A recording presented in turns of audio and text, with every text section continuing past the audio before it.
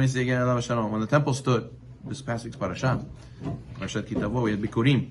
A Jew living in the land of Israel had to bring the first fruits for the temple. We got to give the first and the best to who? To Hashem. Why? To remind ourselves everything belongs to Hashem and all blessings come from Him. And to remind ourselves that this world is only a prosdor, it's a corridor, it's a hallway leading to Olam Haba. And therefore all our Gashmiut, we have to use it for mitzvah. We have to use it for serving Hashem.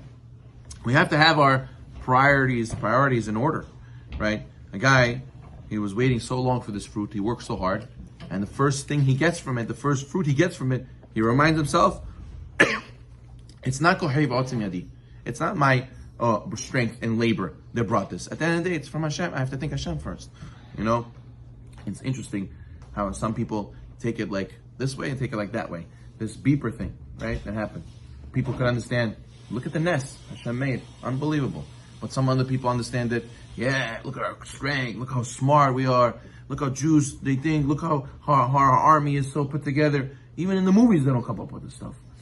We're amazing. They learn from us. So, right? And then, or you could take it, Kadosh Baruch Hu made us a nest. Look how Hashem made it work out. Hashem gave us this idea. Hashem made it, all these things. You know, the person has to know that you have to remind yourself to think that it's not Kochi V'Otzim Yadi. It's Kadosh Baruch Hu at the end of the day. And therefore what? How sad is it that we see some people reverse their priorities and they got it upside down, right? So Nissim again says that he fundraised a lot for his mosdot, for his institutions.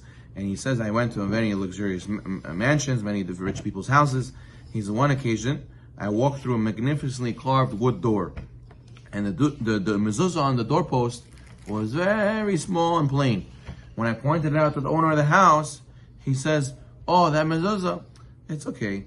Listen, Rabbi, that mezuzah is 18 years old. You know, like, it's not a big deal. You know, I have to buy a new one, whatever it is.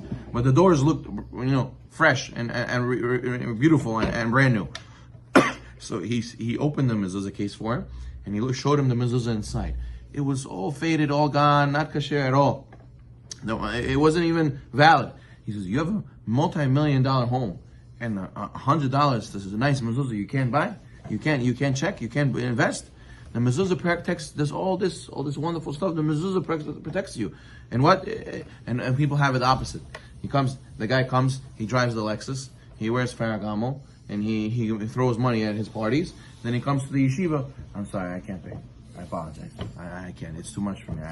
Give me it, Rabbi. I only do it if it's a discount. I'll do it. If not, I can go public school too. Don't worry. It's okay. I don't need you. It's fine. Don't. So excuse me. 1 second. And the guy giving the interview, he says, 1 second. You don't have money to pay? He goes. I said, come. Let's go outside. We go outside. He says, can we talk next to your car? Yeah, come. This is your car. He said, yeah. Okay. This car is what? Maybe $800 a month, the lease plus insurance. So you don't have how to pay $1,000 a month for yeshiva, but this you have how to pay? How do you do that? Because priorities. He comes to the rabbi, how much is tefillin?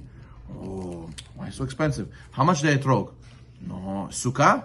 Okay, calm down, Rabbi. Oh, but he goes to Macy's, he goes to the jewelry store, he goes to the Ferragamo store, he goes to the his nice boutique. No, he doesn't haggle them. He doesn't argue with them. Yeah, of course, pay. Take my money, right? Why? Priorities all the way around. The singers, right? The seats. Yeah, I'll pay $300 a seat. No problem. I'll do it. I'll make a big party. I'll invite everybody. I'll invite the guy even who I just say hello to. I don't even have any connection to him. I'll invite him also. I'll throw the money over there too. Why? My kavod. What about kavod Hashem? No, other way around. You have to flip it. Kavod of Hashem comes first. So therefore he says that we'll all leave our Gashmiut behind one day after 120, He says, on one fundraising visit, or Nissim again says, the host told him about the new house he will move into. And he described the wonderful kitchen. He says the faucets from Italy, the cabinets are from America, the floor is mosaic tiles, and so on and so forth. So then afterwards, after moving in the house, Bar Minan, his wife passed away suddenly from a heart attack. She never even had a chance to use those mosaic tiles. And what? And I told him, listen, I came to you to give you a big check. I asked you for $50,000 and you didn't give me, and you could have done this and you would have been your zechut tzedakah tatil memavet, would have been your zechut letzach netzachim. Now look at this investment. You put the $50,000 in this kitchen, and what happened? Nobody's going to use it. Now that's it. She left. Kitchen stayed here instead of taking the money with you to Shamayim. And that's why King David says in the Tehillim chapter 112, he scattered and gave to the poor. Tzidkato omedet la'ad. His righteousness will stand forever and ever. So therefore, he says a story. We'll end over here. He says that there was a person, a rabbi named David Holtzman, who was lived in extreme poverty in the old city in Jerusalem. So one day, charity collectors came to him and he says, "We need to marry off an orphan bride and groom, and we don't have money." So he said to him, "Come back in 2 days, I'll figure out how much I can give you." They came back, he gave them a very big sum. They said, "How'd you get the money? You look like you didn't have." He says, "I decided to make Kiddush and Challah instead of wine for the next 3 years and donate the savings to these poor orphans." Look at this. He says he was willing to do Kiddush and Challah the next Friday, all the Friday nights for the next 3 years, so I should be able to marry off these people. Look at the priorities. I'll go less. Hashem should have more. Why should it be that I should have and Hashem should have less? Rabbi, it's kasher. Okay, this is the most meudar. Why I need the most meudar? Okay, the kasher b'di'avad. But me, do you also wear kasher b'di'avad belt? The $5 belt from Walmart? No, I buy the chachila meudar. The most yidur. And the nice fancy buckle, $300, $400, of course. Meudar. But Hashem, it's supposed to be Hashem higher. And you a little bit lower. If it has to, one comes before the other. Hashem and I are coming into a room. Who goes first? Obviously Hashem. And whatever's left for me, I'll take after. So therefore a person has to have this mentality when it comes to his mitzvot. And he says one Pesach, he came to a shul and he saw the table barely standing on 3 legs. So he said, the rabbi asked, what happened to the table? He said, one of the members bought himself a new table for the Pesach and he donated his old table to the shul.